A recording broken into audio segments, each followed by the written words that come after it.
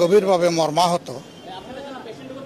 আমরা একটা গুরুত্বপূর্ণ মিটিংয়ে ছিলাম, কেন্দ্রীয় অফিসে মিটিংয়ে থাকা অবস্থায় খবরটা আমরা পেয়েছি। পাওয়ার পরে আমরা আমাদের মিটিং তৎক্ষণাৎ শেষ করে এখানে চলে এসেছি।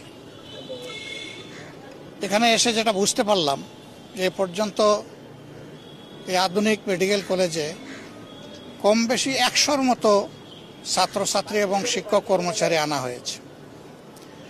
এর মধ্যে অল্প কয়েকজন এখানে আছেন, বাকি সবাইকে বার্ন ইউনিটে পাঠিয়ে দেওয়া হয়েছে। উপস্থিত ডাক্তার যারা, তারা আমাদেরকে অবহিত করেছেন যে এর মধ্যে 30 জনের অধিক তাদের শরীরে 80 থেকে 100% বার্ন হয়ে গেছে। 80 থেকে 100% যারা বার্ন হয়ে যায়, আমাদের ক্ষুদ্র অ্যাসেসমেন্ট মেডিকেল সায়েন্সের তাদের সারভাইভ করার আশঙ্কা একেবারেই থাকে না। কিন্তু আল্লাহ চাইলে মৃতকেও জীবন দিতে পারেন, আবার সুস্থকে ধরে নিয়ে যেতে পারেন। বাকি যারা আছে তারা বলছেন যে হয়তো উপযুক্ত চিকিৎসা পেলে তারা সারভাইভ করবে। আমরা প্রথমত আল্লাহর দরবারে দোয়া করছি যে আমাদের একটা ছেলে মেয়েও যেন এই অবস্থায় দুনিয়া থেকে বিদায় না নেয়, আল্লাহ যেন সবাইকে হায়াত ফিরিয়ে দেন। আর পরিবারগুলো এখনো জানে না তাদের কলিজার টুকরা কে কোথায় কিভাবে আছে, তাদের এই উদ্বেগটা যেন আল্লাহ দূর করে দেন।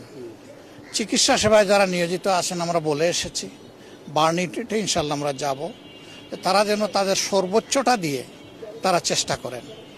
আমাদের সহকর্মীদেরকে ইতিমধ্যেই আমরা আহ্বান জানিয়েছি, রক্ত লাগে রক্ত দিবে, ঔষধ লাগে ঔষধ দিবে, টাকা লাগে টাকা দেবে, এবং যত ধরনের সহযোগিতা আছে সব দিয়ে যেন এই মানুষগুলার, বিপদগ্রস্ত মানুষগুলোর পাশে আমরা দাঁড়াতে পারি।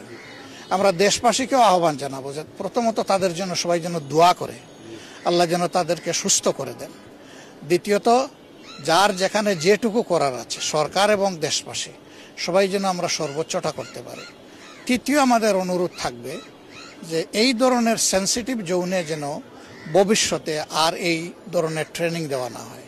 কারণ ট্রেনিং লার্নার যে প্লেন, এগুলার এইটাই কিন্তু প্রথম অ্যাক্সিডেন্ট না।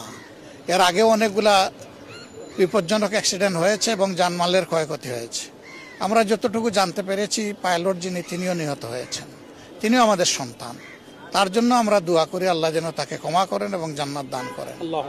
এখানে এই প্লেন ক্রাশে ইতিমধ্যে যদি আর কেউ এইরকম নিহত হয়ে থাকেন, তাদের জন্য আমাদের একই দোয়া থাকলো, এবং আমরা সবাই মিলে ইনশাল্লাহ এই বিপদ যাতে কাটিয়ে উঠতে পারি, আল্লাহ যেন আমাদেরকে এই তৌফিক দান করেন।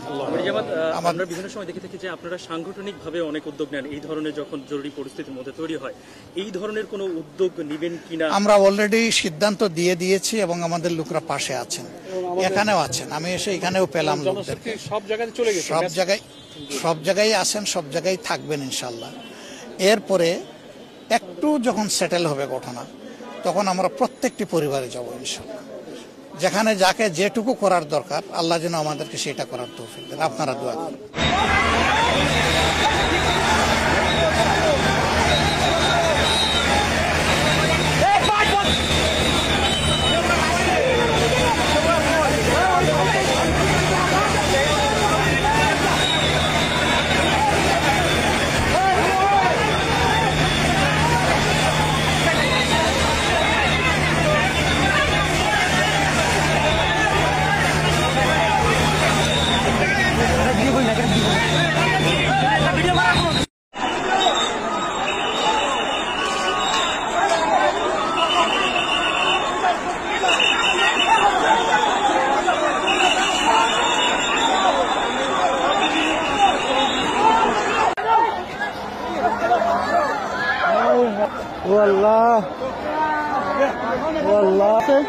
দেখেন, আপনারা দেখেন কি পরিস্থিতি।